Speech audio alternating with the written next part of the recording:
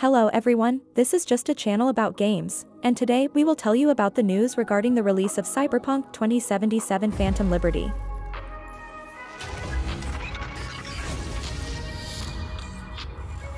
A couple of days ago at the Gamescom exhibition, during the opening night live show, they showcased a new gameplay trailer for the upcoming expansion, Cyberpunk 2077 Phantom Liberty.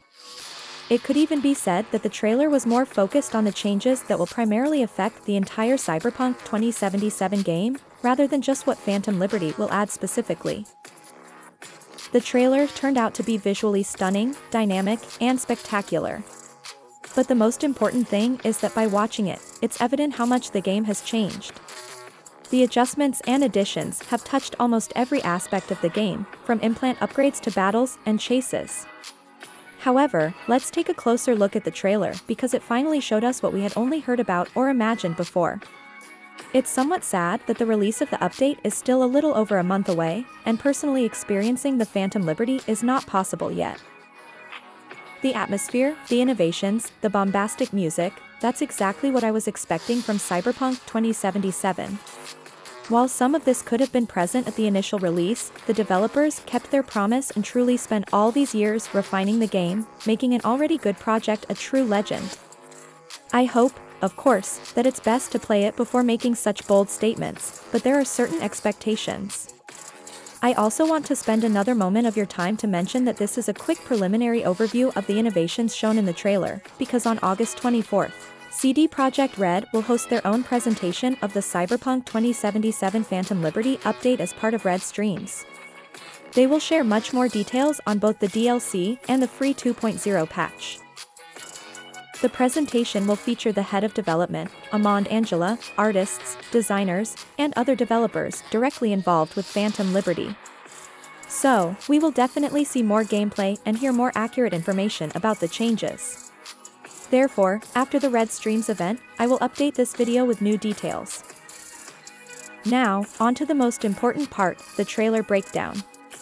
The trailer begins with a spectacular jump from a bike into a group of unsuspecting enemies with a sledgehammer.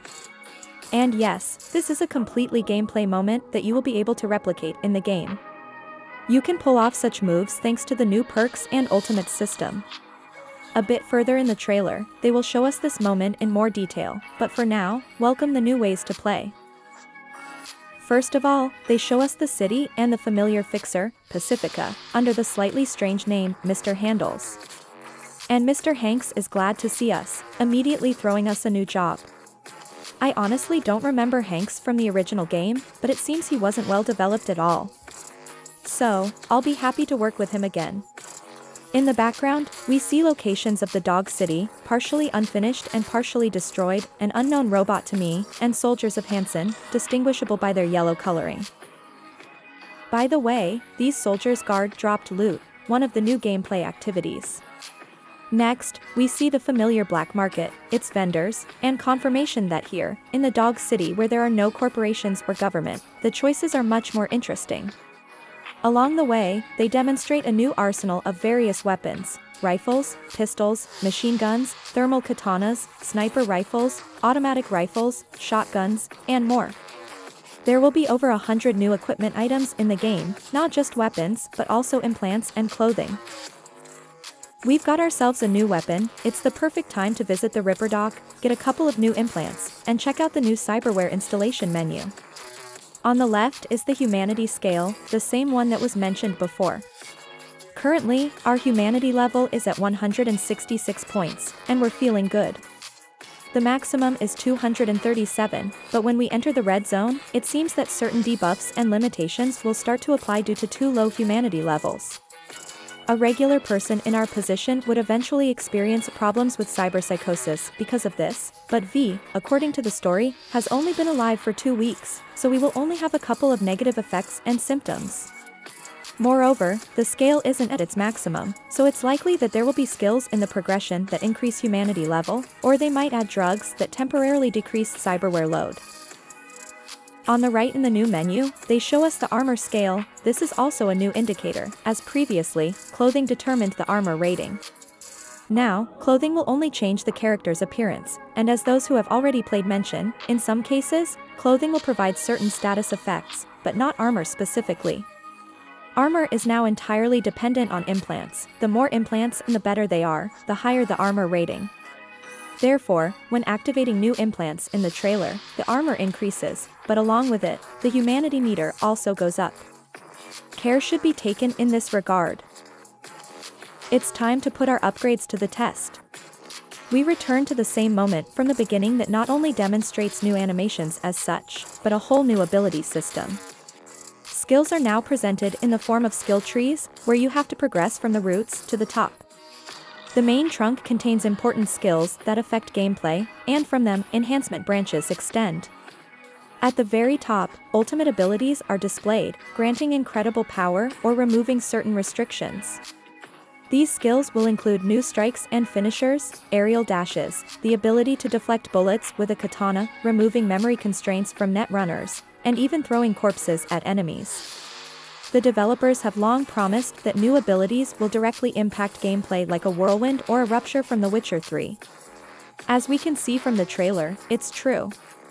They visually demonstrate new abilities tied to perks. However, in addition to the standard skill branches, Phantom Liberty will introduce a new branch of relic skills, which can be upgraded separately using relic points from the Dog City. These are skill points that can be obtained from special Militech terminals, similar to mutagens in The Witcher. The relic branch is dedicated solely to specific gameplay abilities and, judging by what was shown in the trailer, focuses on enhancements for arm implants. For example, lunging with a finishing move as a praying mantis, an especially rocket-powered punch from rocket arms, a super strong gorilla arm attack, and likely something similar for monowire. Towards the end of the territory clearing demonstration, they show us the valuable cargo, also known as an airdrop, which is one of the new game activities, and for good work, the fixer rewards us with a gift, a new car. Along the way, the game showcases a bunch of new vehicles. Some are entirely new, while others look like variations of existing ones in the game, but with additional weapon installations. Remember, Phantom Liberty doesn't introduce full car customization into the game. So, we'll receive new ready-made car variants in pre-configured builds. Next, Hanks warns us that they've sent a hunter after us, and we see another new aspect of cyberpunk, road battles and car chases. Not within specific quests, as it used to be, but as part of the possibilities in the game's open world.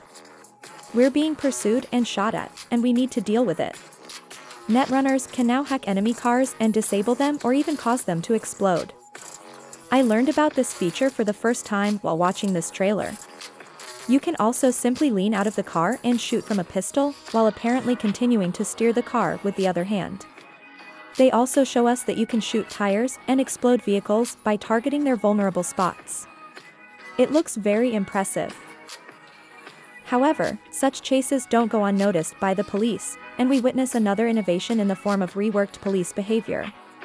Cops now chase us in cars. The higher the wanted level, the more they want to stop us.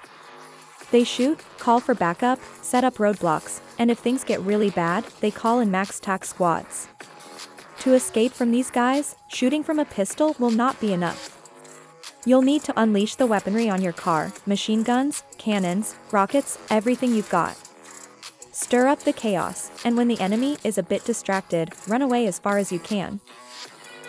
So, a new dangerous district, the Dog City, dozens of story quests, contracts, points of interest, and clearing areas, road battles, new vehicles, mounted car weapons, and a completely revamped police system.